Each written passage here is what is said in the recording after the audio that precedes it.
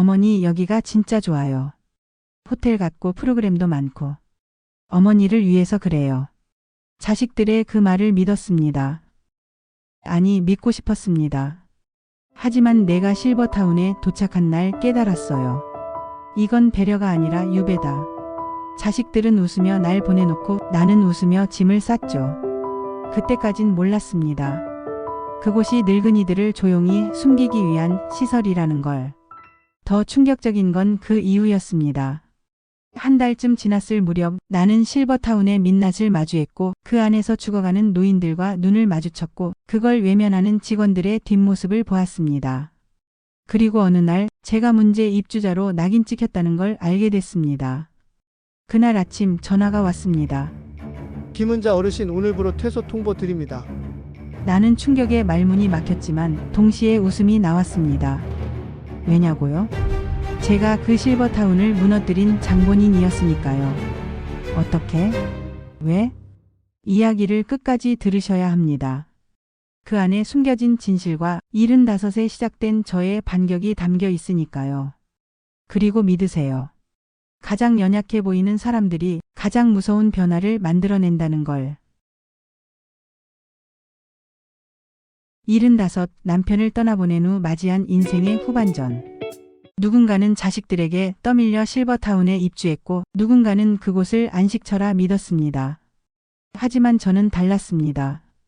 그저 조용히 늙어가고 싶었을 뿐인데 그곳은 조용한 죽음을 강요하는 곳이었습니다.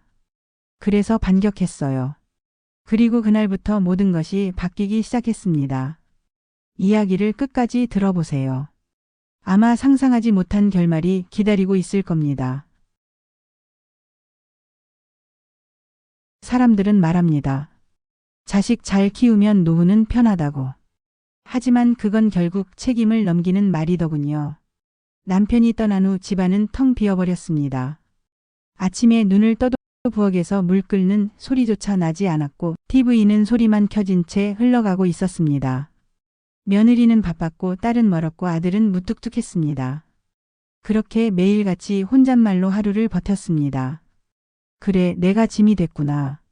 그 생각이 머리에서 떠나질 않았습니다. 그러던 어느 날 큰아들 민우가 말했습니다. 어머니, 혼자 계시는 거 위험하잖아요. 좋은 데 알아봤어요. 막내딸 수연도 고개를 끄덕였습니다. 엄마 실버타운인데 진짜 좋아. 요가도 있고 건강검진도 자주 해줘. 처음엔 거절하고 싶었습니다. 하지만 나 때문에 애들 힘들게 하고 싶지 않다는 생각이 앞섰습니다. 짐을 싸며 속으로 되뇌었죠. 그래, 거기 가서 조용히 지내자. 방해되지 않게. 실버타운에 도착한 날 로비는 호텔 같았습니다. 반짝이는 대리석 바닥, 향긋한 아로마향, 친절한 인사, 그리고 말끔하게 정돈된 식당. 김은자 어르신 어서 오세요. 여긴 가족 같은 공간이에요. 그 말에 마음이 놓였습니다. 가족 같은 공간이라니 얼마나 따뜻할까 싶었습니다. 하지만 착각이었죠. 처음 며칠간은 정말 좋았습니다. 윤기 흐르는 밥, 정성 담긴 반찬, 활기찬 프로그램. 그런데 어느 날부터인가 뭔가 이상해지기 시작했습니다. 처음엔 작고 사소한 것들이었습니다. 화장실 전등이 며칠째 깜빡거렸는데도 아무도 갈아주지 않았습니다. 복도에 있는 공기청정기는 꺼진 채 며칠째 방치됐고 냄새가 진동하는 쓰레기통은 비워지지 않았습니다. 어르신 인력이 부족해서요. 곧 처리될 거예요. 처음엔 오늘만 그런가 싶었지만 이상이 일상이 되어버렸습니다. 하루는 원예 프로그램이 있다고 해서 기대하고 갔더니 강사도 도구도 흙도 없었습니다. 그 자리에 있던 직원은 말했습니다. 오늘은 내부 사정으로 취소됐습니다. 다음 주에 다시 신청하세요. 그 말 한마디에 어르신들 표정이 굳었습니다. 옆에 앉았던 박순자 어르신이 조용히 중얼렸죠. 세 번째야. 신청서만 받고 매번 안 해. 어떤 어르신은 새로 산 모종삽까지 들고 오셨는데 그 자리에서 눈치를 보다가 조용히 돌아가셨습니다. 기다렸는데 또 취소래. 그럴 거면 왜 받았대? 그 말이 마음에 박혔습니다. 단지 프로그램 하나가 사라진 게 아니라 사람 하나의 기대가 무너진 순간이었거든요. 그리고 이상하게도 그런 일이 한두 번이 아니었습니다. 기대하고 왔다가 실망하고 돌아가는 일이 그곳에선 너무나 익숙한 하루의 한 장면이었습니다. 그 말이 매일같이 반복됐습니다. 우리는 사람 취급받고 있지 않구나. 더 이상했던 건 식사 시간이었습니다. 전에는 늘 12시에 맞춰 배식되던 식사가 이젠 12시 반, 1시, 심지어는 1시 반까지 늦춰지기 일쑤였습니다. 밥은 차갑게 식었고 국은 기름이 둥둥 떠 있었습니다. 왜 이렇게 늦어요? 라고 물으면 주방 사정입니다. 어르신 양해 부탁드려요. 그 한마디뿐이었습니다. 한 번은 약 복용 시간이 다 됐는데 약이 오지 않아 직원 호출벨을 눌렀습니다. 15분이 지나도 아무도 오지 않았고 결국 직접 복도로 나와 소리쳐야 했습니다. 직원은 당황한 얼굴로 나타났고 저는 그 자리에서 말했습니다. 이건 너무한 거 아니에요? 약도 제때 안 주고 왜 아무도 안 와요? 그러자 직원은 무표정하게 대꾸했습니다. 죄송합니다. 바빠서요. 저희도 인력이 부족합니다. 그 한마디에 모든 게 무너졌습니다. 우리는 단지 관리 대상일 뿐이구나. 사람으로 보지 않는구나. 그 씁쓸한 확신이 가슴을 치고 지나갔습니다. 그리고 그날 밤 옆방의 정할머니가 조용히 울고 있는 소리를 들었습니다. 우리한테 왜 이러는 거야? 우리가 뭘 그렇게 잘못했니? 그 소리가 귓가를 떠나지 않았습니다. 오늘은 요가 강사님 안 오신대요. 합창은 인원이 부족해서 다음 달로 미뤄졌어요. 이번 주 건강검진은 잠정 연기됐어요. 하루 이틀 아니 일주일이 지나자 그 모든 잠정이 영구가 되었습니다. 식사도 점점 달라졌습니다. 처음엔 예쁘게 담겼던 반찬이 무성의하게 쌓였고 국은 미지근했고 밥은 딱딱하게 굳어 있었습니다. 이틀째 같은 반찬이에요. 어제 밤엔 밥도 늦게 나왔어요. 간호사 호출했는데 30분이나 기다렸어요. 그 모든 불편을 얘기하려 해도 직원들은 항상 바빴고 눈을 마주치지 않았습니다. 그러다 어느 날 식당에서 조용히 밥을 먹고 있는데 박순자 어르신이 말을 걸어왔습니다. 김 어르신도 느끼셨어요? 우리 뭔가 이상하지 않아요?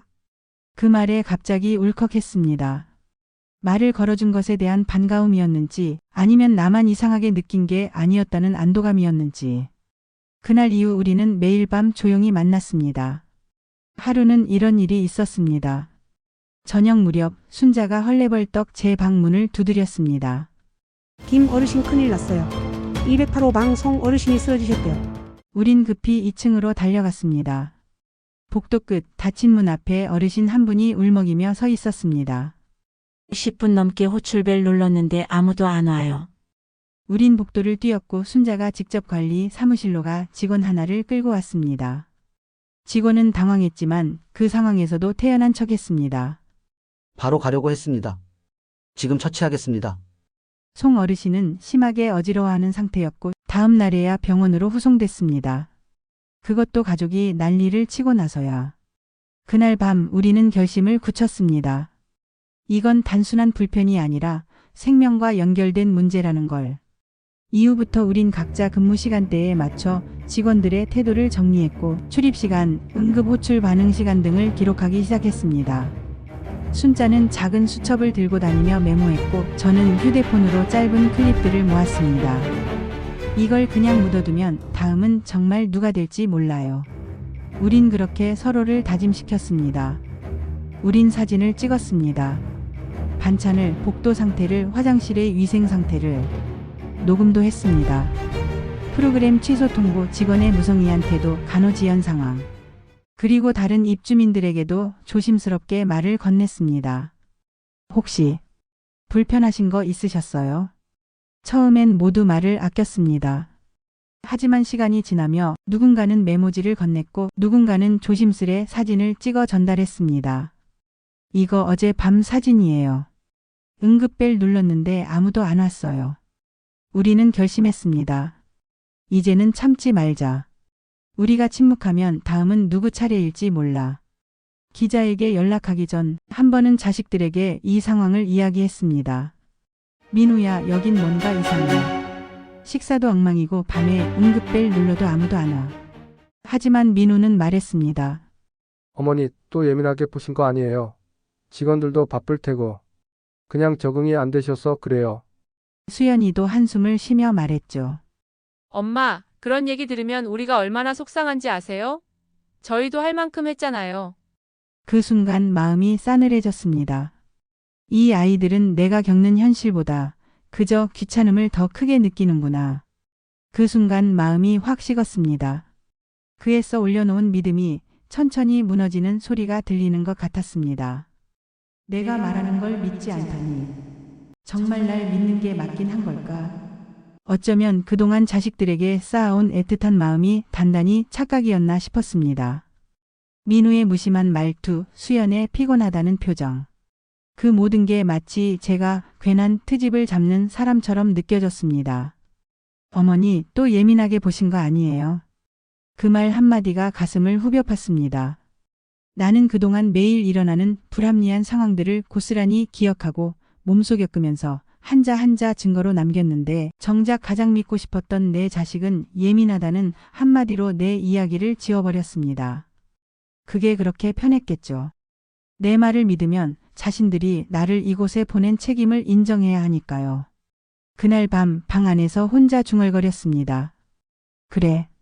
어쩌면 너희한테 난 그냥 해결해야 할 문제였던 거지. 그 뒤로는 어떤 기대도 하지 않기로 했습니다. 그래서 더는 기대하지 않기로 했습니다.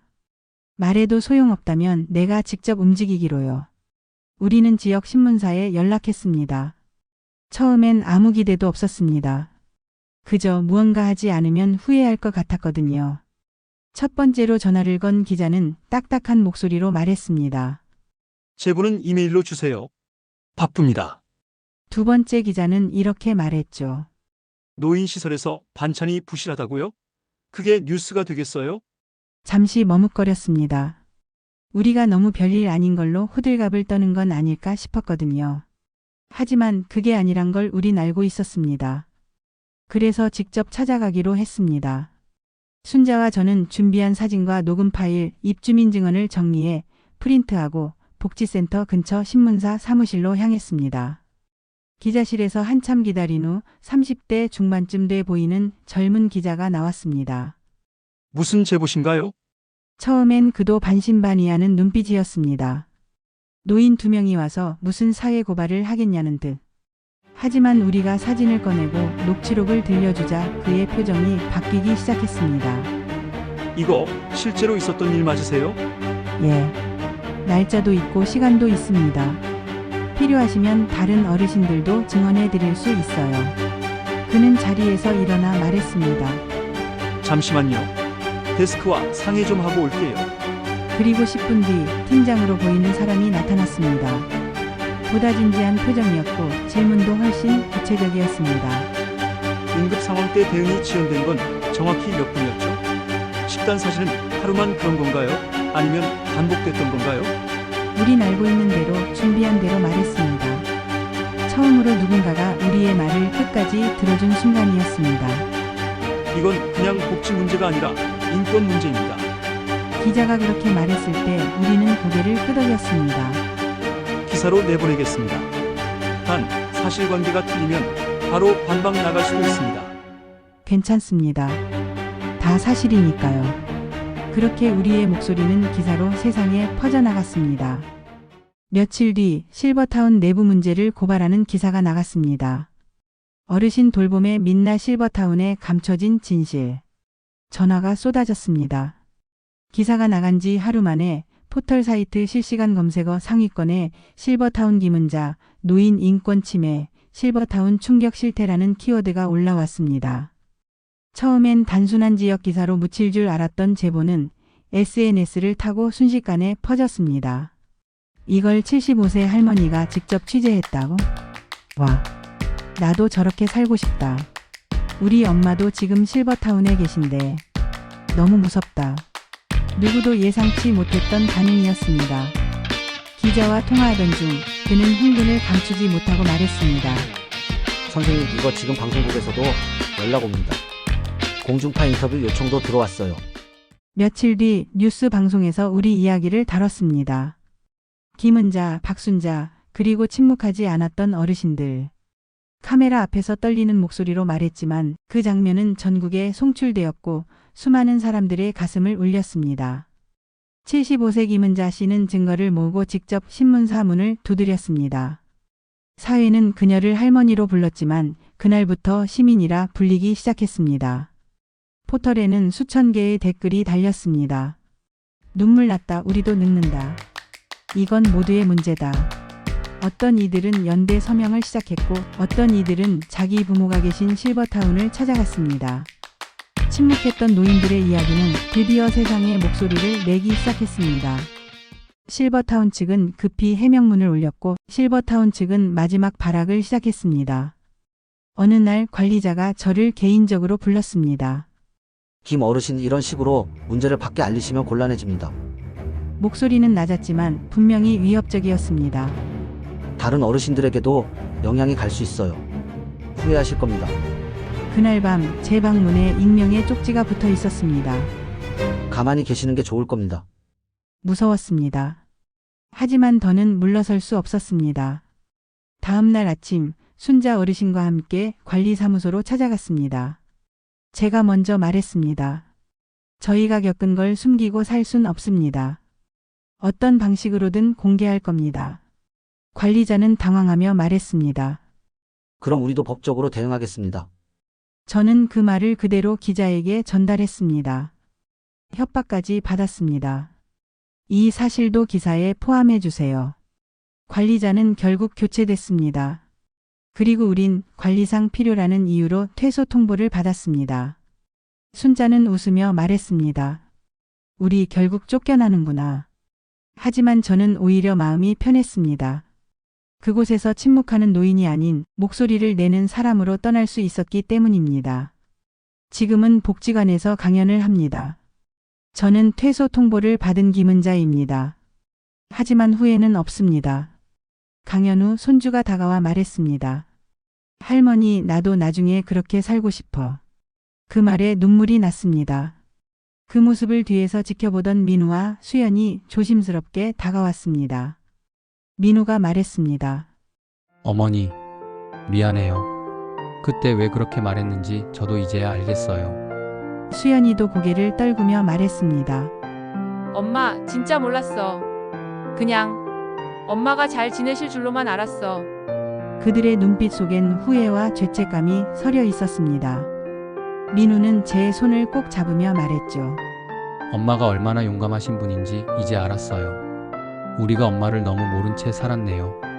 그 순간 말로 다 표현할 수 없는 감정이 밀려왔습니다. 서운함, 슬픔, 그리고 아주 조금의 치유. 늦었지만 그들의 진심 어린 사과는 제 마음의 깊은 균열을 천천히 메워주고 있었습니다.